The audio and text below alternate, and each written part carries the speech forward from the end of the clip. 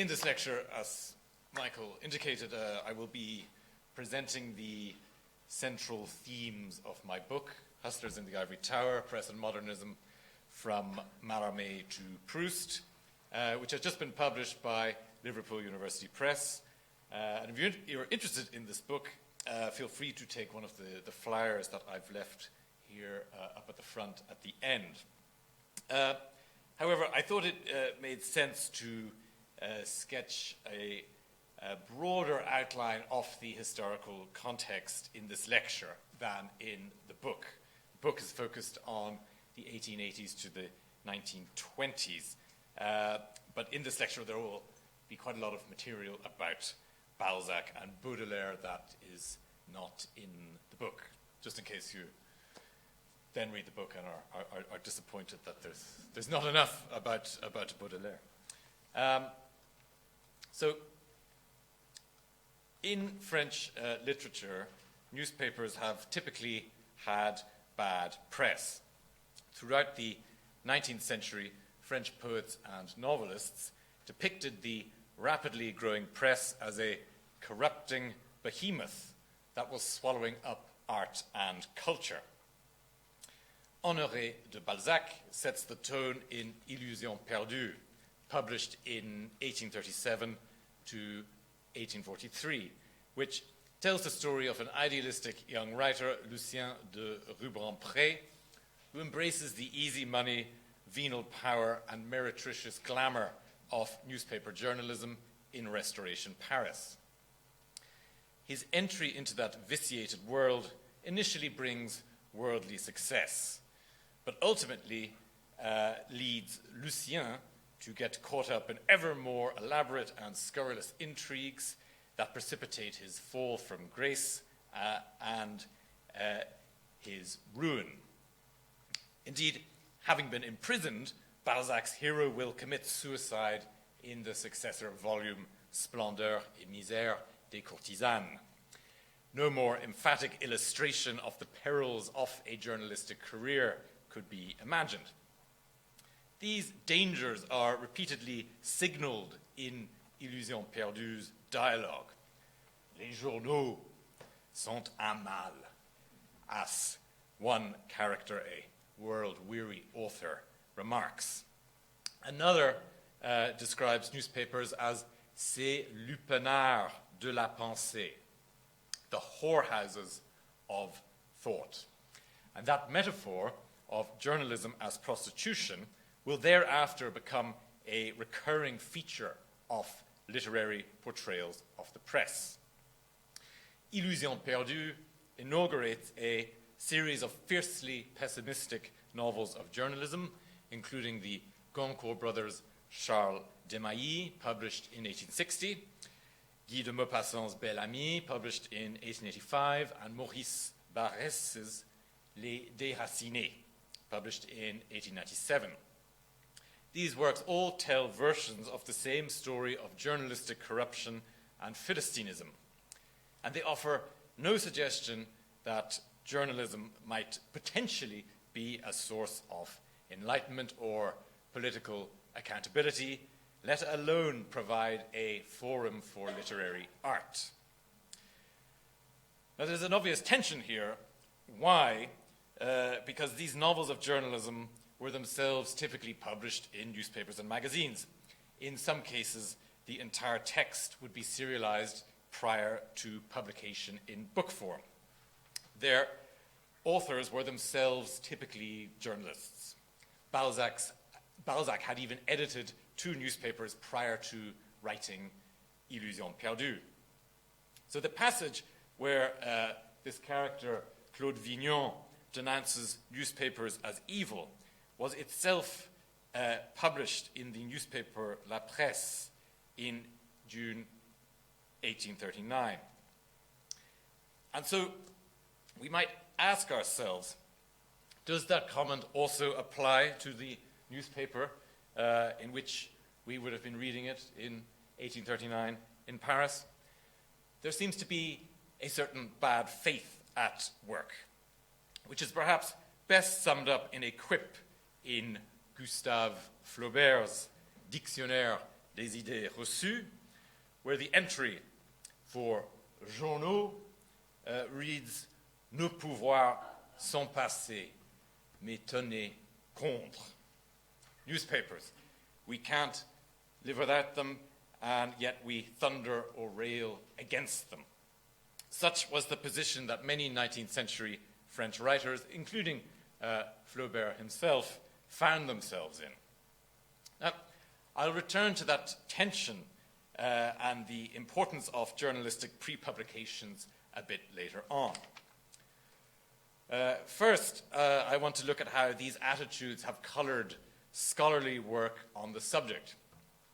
In his 1992 book, Les Règles de l'Art, Pierre Bourdieu outlines a theory of literary sociology that aims to provide a systematic scientific account of the dynamics underlying the evolution of French literature during the 19th century. For Bourdieu, literature, as well as cultural production more generally, are characterized by a constant struggle between rival groups, tendencies, and aesthetic outlooks. And what he sought to do was explain what leads individual writers to become part of different groups or tendencies, to adopt certain outlooks and approaches over others, and why, at a given point in literary history, one tendency or approach comes to triumph over others. Cultural history is vast. It is filled with winners and losers, the latter being far more numerous. And so to gain a genuine understanding of cultural history, we need to think about the conditions that allowed certain artists and writers to surpass their contemporaries and achieve lasting prestige, whereas others tend to be forgotten. The explanatory model Bourdieu proposes is grounded on his concept of the field, which can be summarized as, I quote, a relatively autonomous domain of activity that responds to rules of functioning and institutions that are specific to it and which define the relations among the agents.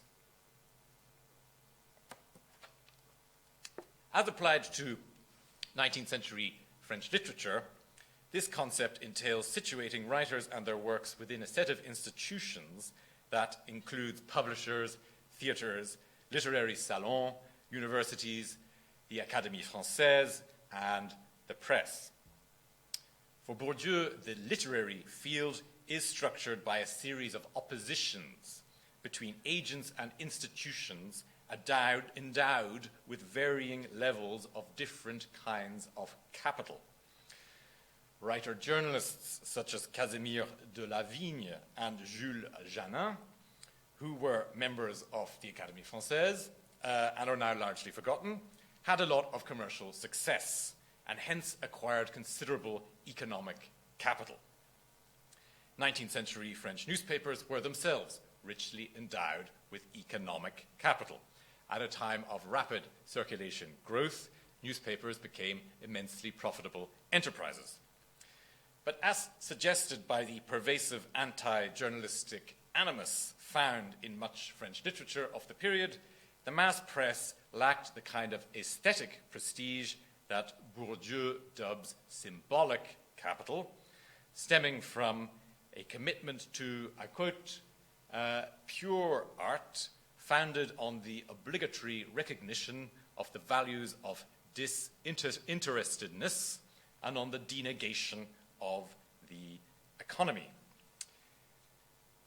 By these lights, a commitment to artistic purity went hand in hand with a rejection of writing for the sake of money, and hence the lucrative business of journalism. The story told by Bourdieu is one where the aesthetic prestige of symbolic capital triumphs in the long run over economic capital. The central figures in that story are Charles Baudelaire and Flaubert, who become the heroes of what Bourdieu dubs the conquest of autonomy, which I have reprised in the subtitle of this lecture. By setting themselves against commercial literature, Baudelaire and Flaubert, followed by Stéphane Mallarmé and his symbolist acolytes, were able to achieve what he calls artistic autonomy, which Bourdieu defines as, I quote, the free competition among creator prophets, freely asserting the extraordinary and singular nomos without precedent or equivalent, which properly defines them. These writers, in other words, broke with the existing laws and institutions governing the literary field, replacing them with their own artistic law, that of independence from external political and economic forces, typically summed up in phrases such as la littérature pure, l'art pur, and l'art pour l'art, art for art's sake. That nomos, that law, was underpinned by a new set of institutions, including new literary magazines, publishing houses, and theatres that flaunted their opposition to the world of the Académie Française, the boulevard theatre, the commercial theatre, and the mass press, thereby asserting the primacy of symbolic capital over economic capital. Now, there is much that is plausible about this model. Flaubert, Baudelaire, among others, did repeatedly emphasize their disdain for literature that pandered to the demands of the marketplace. They had contempt for the materialistic culture of the Second Empire, which seemed to treat writing as a commercial product like any other. As Baudelaire quipped in one of his notebooks, si un poète demandait à l'État le droit d'avoir quelques bourgeois dans son écurie, on serait fort étonné, tandis que si un bourgeois demandait du poète rôti, on le trouverait tout naturel. Roasted poet is precisely what Baudelaire declined to be. He was not going to turn himself or his work into an appetizing package for the delectation of bourgeois readers. In a similar vein, Flaubert vowed that he would rather work as a school monitor than write a single line for money. Both were, in fact, paid for their writing, with Baudelaire constantly fretting about his ever hopeless finances and asking his mother to help him out. But they never wrote for the sake of money and didn't tend to produce work as they themselves understood that was likely to achieve great commercial success. And in line with Bourdieu's analysis, that attitude was celebrated throughout the late 19th and early 20th centuries as a virtuous example for writers to emulate. Typical of later commentary about Baudelaire is the Belgian symbolist poet Georges Rodenbach's salute in 1892 to his uncompromising aesthetic integrity. Quant à Baudelaire, il a eu l'audace de cesser ses compromis et, au seuil d'une société que la démocratie, l'américanisme, l'argent allaient décidément vicier, d'entraîner l'art qui n'est pas fait pour tous sur la montagne où une élite en entretiendrait le culte divin.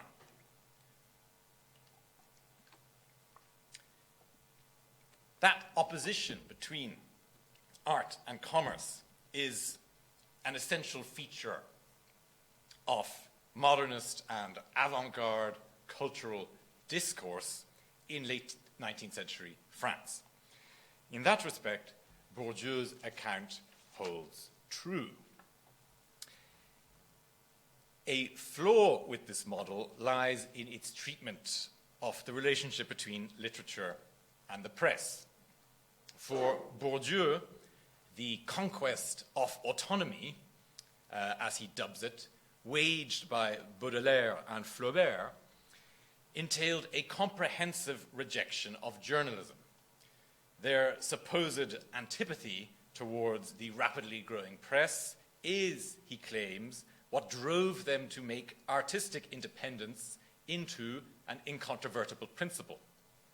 And so, Bourdieu writes in The Rules of Art, there is no doubt whatsoever that moral indignation against all forms of submission to the forces of power or to the market, whether it is a matter of careerist assiduity, which makes certain littérateurs, one thinks of a Maxime Ducamp, pursue privileges and honors, or the subservience to the demands of the press and of journalism, which pushes writers of serialized fiction and vaudeville into an undemanding literature devoid of style, has played a determining role with writers such as Baudelaire or Flaubert in the daily resistance which led to a progressive affirmation of the autonomy of writers. This analysis replicates the self-image of many 19th century writers. And yet it fails to account for the extent to which these figures repeatedly transgressed their supposed nomos of rupture with existing literary institutions by publishing their work in the press. Flaubert never exactly wrote journalism, but even he serialized Madame Bovary in the Revue de Paris, a monthly magazine in 1856, which triggered his prosecution for authoring an affront to decent comportment and religious morality. Baudelaire's involvement with the mass press was much more extensive. Many of his prose poems were first published in the daily newspaper La Presse in 1862, the same newspaper that published an extract from Balzac's Illusion perdue.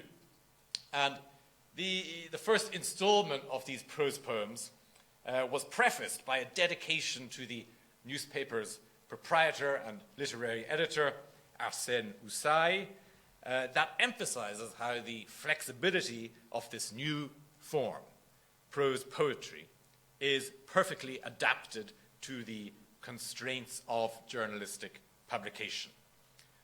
I quote, nous pouvons couper où nous voulons, moi, ma rêverie, vous, le manuscrit, le lecteur, sa lecture. The prose poems also display affinities with the journalistic genre of the faits divers, as pieces of news and brief are called in French newspapers. Several of the prose poems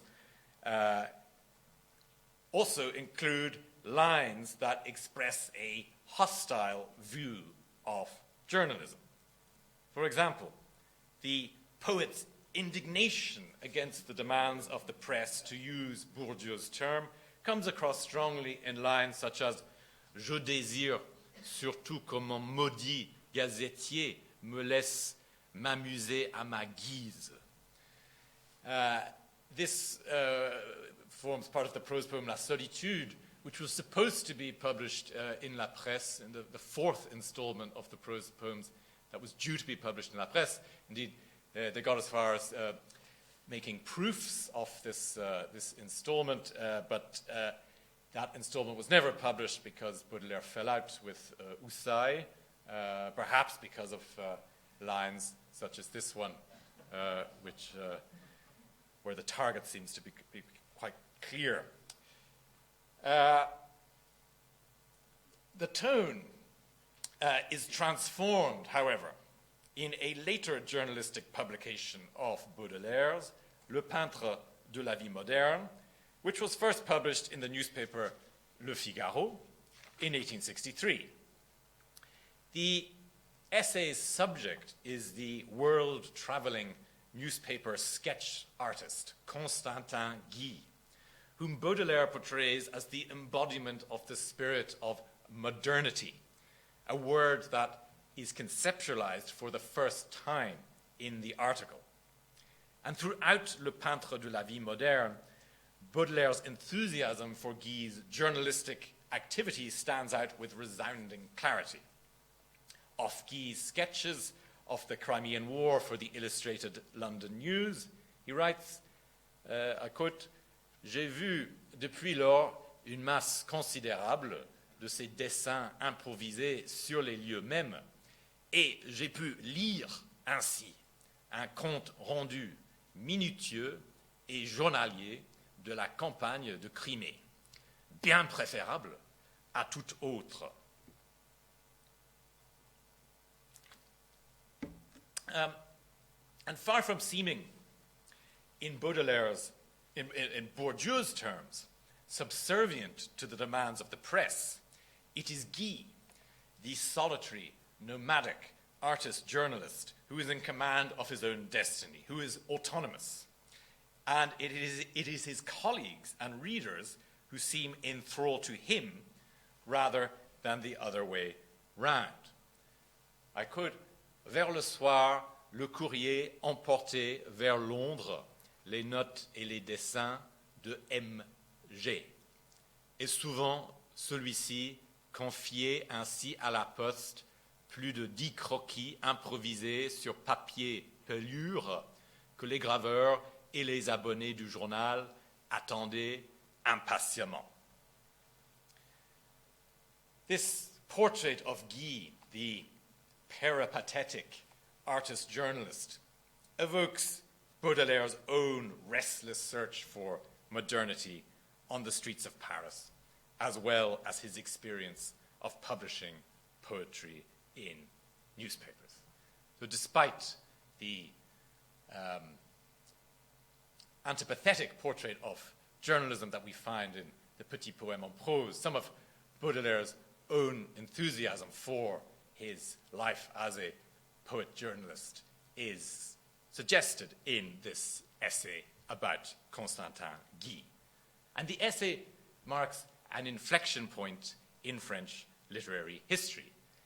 It constitutes a breach with the doxa of journalism's aesthetic inferiority, the kind of anti-journalistic thunder or dudgeon we find in realist novels of journalism, such as Balzac's Illusion perdue. Baudelaire thereby sets the tone for a strand of modernist writing that takes a nuanced, ambivalent approach to the challenge posed by the rise of the mass press, and confronts its own connections to journalism. And yet, despite the centrality of Baudelaire to his account of the conquest of autonomy in Les Règles de l'Art, Bourdieu never even mentions Le Peintre de la Vie Moderne, or the Petit Poème en prose, or any of Baudelaire's publications in newspapers. It's a considerable blind spot that undermines his thesis that literary autonomy was forged in opposition to the press, that art and journalism cannot be reconciled. Throughout the 19th century, these forms of writing were in fact deeply entwined and complemented each other.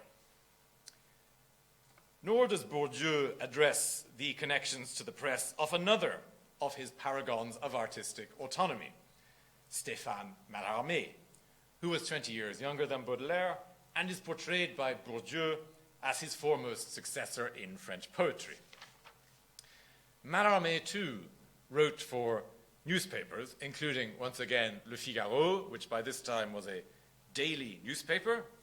And in Le Figaro, he published a front-page article in 1894, Le Fonds littéraire, which advocated public subsidy for writers funded by a tax on book sales. In doing so, Mallarmé, that most difficult of writers, showed himself to be altogether willing to compromise to get his point across and address a mass audience. For Le Figaro's editor, Francis Magnard, had rejected the initial draft of this article as being incompréhensible au public, whereupon Mallarmé submitted a revised, albeit still rather challenging version that was accepted for publication and published on the front page, as you can see here. With Mallarmé's encouragement, one of his acolytes, Charles Maurice, then interviewed a number of other writers for the same newspaper, for Le Figaro, about this proposal for public subsidy for their work, of which they unsurprisingly approved. Book publishers were, by contrast, not so enthusiastic about the idea of a tax on their sales. This exercise helped to boost Mallarmé's public profile, and within a few years, he would be heralded as Prince of Poets in the pages of the same newspaper, Le Figaro. The episode of Le Fond littéraire provides an example of how the literary discourse of the time can give a misleading impression of the reality of literary journalistic exchange. Modernist writers such as Mallarmé did not retreat, to paraphrase Rodinbach's comment on Baudelaire, to an elitist mountain of divine artistic purity. And Mallarmé himself was regularly portrayed in similar terms throughout the end of the 19th century and the beginning of the 20th century. For Mallarmé and others, the work of writing went hand in hand with the work of getting into print and creating an audience through the press. That blend of aesthetic dedication and worldly gumption is what made them hustlers in the Ivory Tower, to quote the title of my book. The Ivory Tower being a metaphor developed by Flaubert for artistic independence. What's more, Mallarmé did not simply use the press as a means of promoting his work and reaching a wider public. He came to view the newspaper as the site of a nascent poetic revolution. The profusion of literary work in newspapers would yield what he called the modern popular poem that would inaugurate a new, festive, celebratory literary culture for a vastly expanded reading public. Mallarmé also went on to outline a cosmic vision of what he called le livre, or le grand œuvre, that would bring together newspaper and book, combining the most dynamic properties of both media into a mysterious new hybrid form that would even form the basis of a new civic religion grounded in poetry. And though Mallarmé never brought that doubtless unrealizable endeavor to completion, his final poetic masterpiece, Un coup de dé jamais n'abolira le hasard, offers us a glimpse of that vision of formal, transcendent literary journalistic hybridity. So the text here is stretched across the page in great, graceful patterns that clearly point to the influence of newspaper typography. The first words, un coup de dé, look like a newspaper headline. And the poem's themes and imagery also include journalistic associations. Un coup de dé is centered on a shipwreck, a fait divers. And that shipwreck occurs in the vicinity of, I quote, quelques proches tourbillons d'hilarité et d'horreur, some nearby whirlpool of hilarity and horror. Hilarity and horror succinctly capture the competing preoccupations of bantering opinion columns and faits divers in a 19th century newspaper. And we continue today to encounter similar forms of dissonance online, where footage of the wars in Gaza or Ukraine proliferates alongside cat videos and whimsical memes. Un coup de dé was, moreover, first published in 1897 in a large circulation, commercially oriented magazine, Cosmopolis. Mallarmé's contribution was solicited by the editors, and it seems likely that the poem had not been written, or at the very least completed, prior to him receiving the magazine's proposal. His single most esoteric and revolutionary work thus transpires to have been forged in collaboration with the mass press. Like Balzac's novels, Baudelaire's prose poetry, and his Peintre de la vie moderne, Mallarmé's Un coup de dé offers us an example of the mass press's role as the laboratory of literature. This concept was coined over 20 years ago by the French scholar Marie-Ève Trinity, who, along with Alain Vaillant, Guillaume Pinson, and the late Dominique Khalifa, has led a wave of scholarship about press and literature in 19th century France, culminating in the mammoth 2011 edited volume La civilisation du journal, newspaper civilization. So what is meant by this concept, the laboratory of literature? New literary forms, such as the roman feuilleton, a serial novel published at the bottom of the page in the newspaper's literary and cultural section, known as the feuilleton, and prose poetry, such as Baudelaire's Petit Poème en prose, were forged within newspapers. Columnists, who frequently doubled as poets and novelists, drew on fictional techniques in their chronique, to wit, reflections on current events, usually written in a light, humorous tone.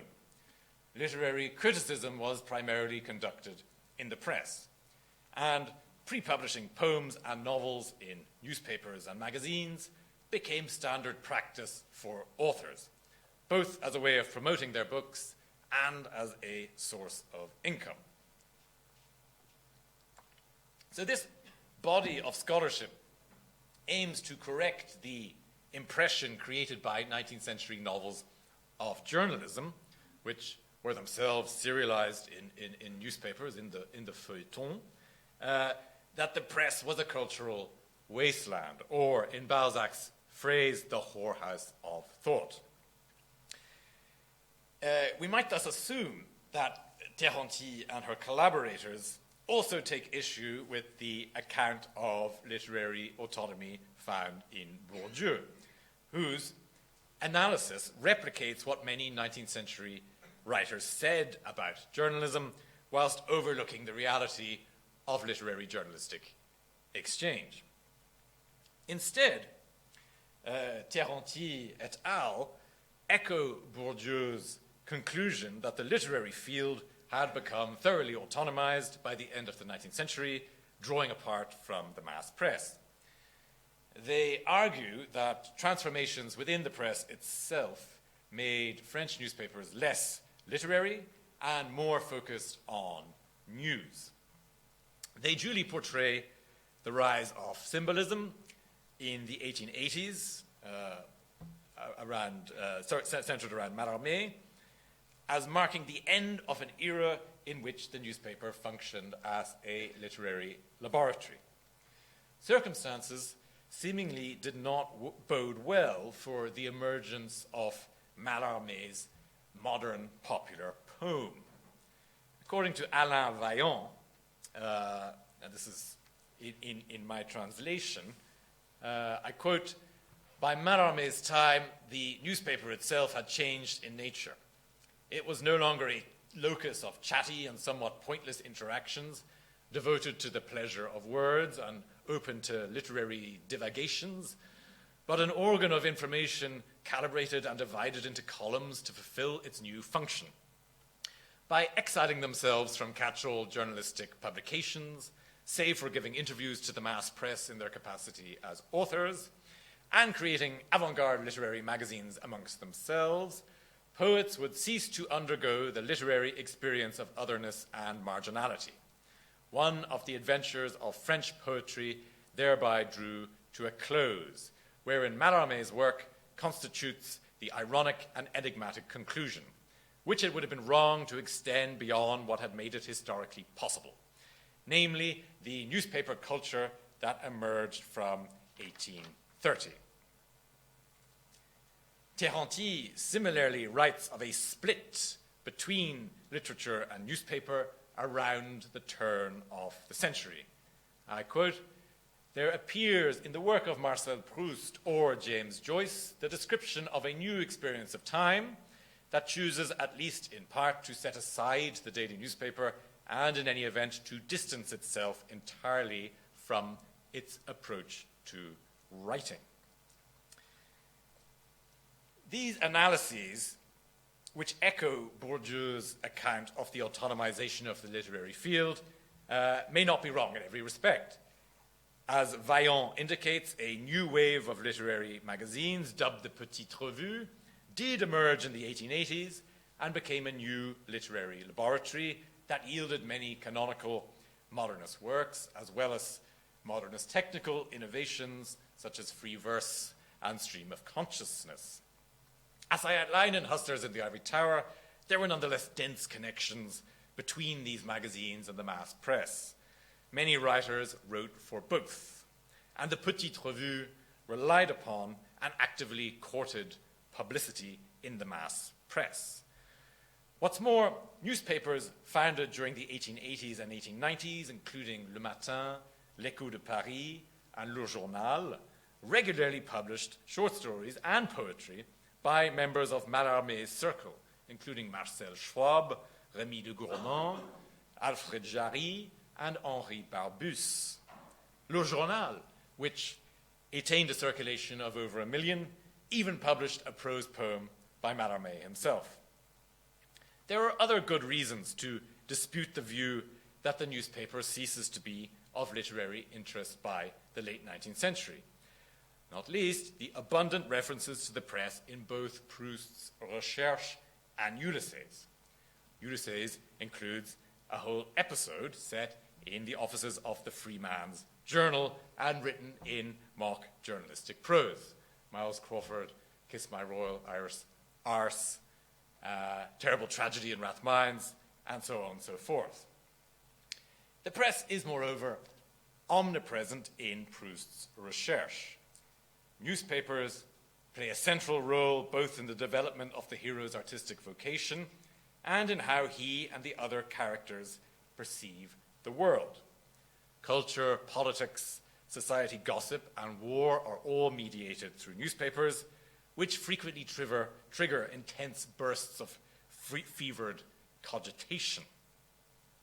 The novel also borrows from articles that Proust had read in the press. And through this dense pattern of allusion and critique, Proust creates a portrait of an artist and a society struggling to come to terms with the discombobulating surge of modernity created by the exponential expansion of the French press during his lifetime. Total daily newspaper circulation increased from around 1.5 million copies in 1871, when Proust was born, to around 10 million at the outbreak of the First World War. Charles Swann sets the tone early in the first volume, Du Côté de chez Swann, when he complains about les assommants journaux que nous nous croyons obligés de lire matin et soir, the tedious newspapers we feel bound to read morning and evening, whereas great works of literature are left to pile up on the shelf. He duly offers a novel proposal. I quote, Ce que je reproche aux journaux, c'est de nous faire attention tous les jours à des choses insignifiantes, tandis que nous lisons 3 ou 4 fois dans notre vie les livres où il y a des choses essentielles. Du moment que nous déchirons fiévreusement chaque matin la bande du journal, alors on devrait changer les choses et mettre dans le journal, moi, je ne sais pas, les pensées de Pascal. Il détacha ce mot d'un ton d'emphase ironique pour ne pas avoir l'air pédant. Et c'est dans le volume doré sur tranche que nous n'ouvrons qu'une fois tous les 10 ans, ajouta-t-il, que nous lirions que la reine de Grèce est allée à Cannes ou que la princesse de Léon a donné un bal costumé. Comme cela, la juste proportion serait rétablie. This vision of literary journalistic transmutation, where the contents of a newspaper are swapped with Pascal's pensée, is less fanciful than Swann supposes. For the form and content of his imaginary gilt, leather-bound volume, and indeed its guiltily forgotten position on the shelves of many readers, uncannily prefigure the destiny of the Recherche itself, which is full of tales of minor royalty and aristocratic life, some of them adapted from Proust's own journalism, along with one pivotal ball scene. Proust's triumph consists precisely in having shown that such mondanité and the most banal phenomena of everyday life could form the basis for a great work of art.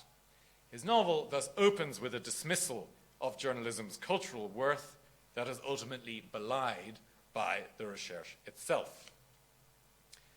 Among the pieces of journalism that Proust reprises in his novel is an article that he wrote for Le Figaro in 1907, Impression de route en automobile, which describes a journey that he had made in an automobile across Normandy. Its publication was, moreover, timed to coincide with the Paris Motor Show in November 1907.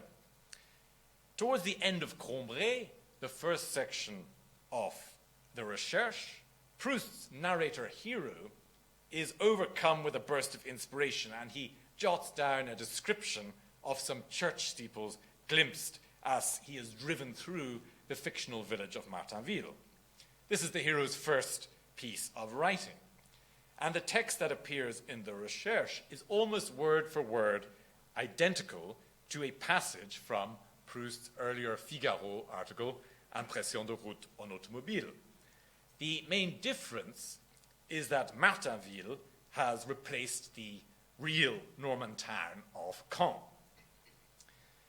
The hero goes on to submit this petit morceau, the little fragment, for publication in the same newspaper, Le Figaro. And he repeatedly scours its pages in frustration, searching for his article, which seems destined never to see the light of day. Until one morning, in the Recherche's 6th volume, Albertine Disparue, when his mother brings him his post as he lies in bed, which includes a copy of Le Figaro, which has finally published his article. His initial reaction is one of joy, as he imagines le pain spirituel qu'est un journal, the spiritual bread of life that a newspaper is, being distributed across Paris and miraculously multiplying itself into thousands of identical copies.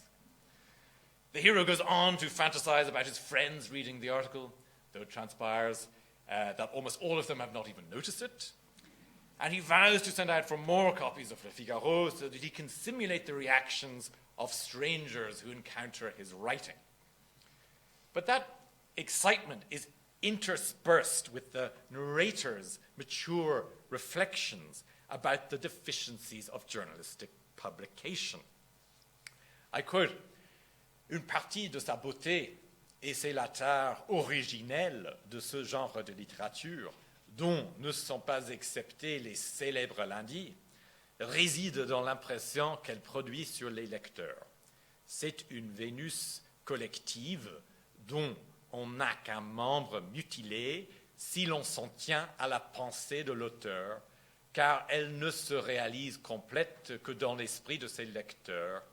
En eux, elle s'achève, et comme une foule, fût-elle une élite, n'est pas artiste, ce cachet dernier qu'elle lui donne garde toujours quelque chose d'un peu commun. Proust's narrator here identifies journalism's dependency on the approbation of its readers as its fundamental flaw, its tare originelle. Because journalists, such as the celebrated critic Sainte-Beuve, whose weekly articles, the Causeries du Lundi, are alluded to here, write with particular readers in mind, their work is not composed in the true spirit of art for art's sake. It thus lacks the capacity to express our deepest self, what Proust calls the moi profond, which only reveals itself within a fully realized and personal work of art. At the same time, there is considerable ambiguity here, which has little in common with the predominantly reflexive hostility towards journalism found elsewhere in French literature. Journalism is described as a collective Venus. Venus means a beautiful woman or object and thus seems complimentary. It can also refer to a prostitute, as in the expression possibly coined by Balzac, une Vénus des carrefours, a Venus of the crossroads. Balzac, or Proust rather, thus echoes the Balzacian trope of journalism as the whorehouse of thought. But he does so ambiguously in a single phrase that assigns to journalism a kind of vulgar splendor. Ce cachet dernier similarly refers to the grubby mark or fingerprint left by the newspaper reading mob. But cachet can also mean distinction, originality, or indeed a seal of authenticity or legitimacy. Tare, a flaw or blemish, seems more categorical. But in keeping with the religiously charged description of the miraculously multiplying pain spirituel of the newspaper, the accompanying epithet evokes original sin, from which no one can escape. And that is exactly how journalism appears in the Recherche.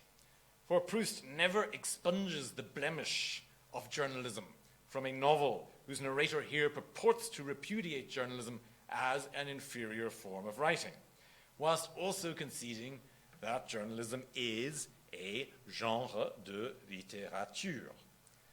Rather, his nuanced disavowal of journalism occurs in a work that continuously draws attention to how the press structures the hero's emerging artistic vocation and his perception of the world, culminating in the publication here of the Petit Morceau, which epitomizes the role of the press in the genesis of the Recherche. That piece of journalism, the Petit Morceau, at once represents all that Proust's narrator wishes to leave behind and the starting point of his creative journey. The disappointment stemming from the long-awaited publication of the article in Le Figaro prepares the way for the Recherche's concluding epiphany about the necessity of writing not to please others, but to understand the self. Without journalism's tare originel, there would, in other words, be no prospect of literary redemption. Even as Proust's narrator distances himself from journalism, he recognizes it as a fundamental part of the fabric of his work and self. So here we have a concrete, self-reflective form of literary autonomy that is achieved through an individual reckoning with the challenges of modernity, rather than being imposed by the laws of the literary field, as Bourdieu construes them. Proust follows his own ambivalent, self-determined course, resisting journalism rather than rejecting it. Journalism is never fully rejected in the Recherche because it's still here in the text, and its presence is explicitly acknowledged with a level of candor that is unprecedented in French prose fiction. The conquest of autonomy for Proust and other modernists was an ever-evolving process of improvisation that unfolded between the intertwined worlds of literature and the press. The idealized conditions imagined by Bourdieu, who posits, I quote, the constitution of the world of art as a world apart, an empire within an empire, never truly existed. The French modernists remained thoroughly immersed in the wider world, the world of what Trinity and her collaborators have dubbed newspaper civilization. A handful of writers, Flaubert and later Paul Valéry, did perhaps belong to a world apart and largely managed to keep their distance from the press. But for most of their contemporaries, autonomy could not be achieved against the press, either because they needed to write for a living or because, like Proust, they found the clamor of newspaper civilization to be inescapable. What's more, despite having considerable inherited wealth, Proust too had to hustle to promote his novel, getting his friends to write favorable reviews, and even paying bribes to newspapers for puff pieces. Genuine autonomy came from recognizing the power and dynamism of the press and harnessing it to his advantage. One writer-journalist of the period even identified the constraints of journalistic writing as a source of paradoxical liberation. I speak of Émile Chartier, the philosophy teacher who wrote under the pen name Alain for the newspaper La Dépêche de Rouen et de Normandie, his so-called propos. And another journalist who was a Christian socialist had complained that the freedom of the press was an illusion because of its domination by financial interests. Alain responded in his column, this is in 1909, in his propos, that the journalist had a point and that no newspaper was entirely free in the sense that it would publish all opinions willy-nilly. Constraints of one kind or another, be they ideological, financial, or material, were inevitable. And so it was essential to work within those constraints, pushing against them where appropriate, while always recognizing that hoping for their elimination was itself an illusion. I quote, "Il s'agit de se tenir dans l'entre-deux, de ménager un peu, de heurter un peu, et en somme de se faire une liberté dans les entraves mêmes. Une liberté conquise, une liberté qui est prise sur les choses et sur les gens, non une liberté en l'air." So at length, to conclude, I arrive at the title of this lecture, Freedom in the Fetters. True freedom, true autonomy is forged within the fetters, within the constraints themselves, because no other kind of freedom is possible.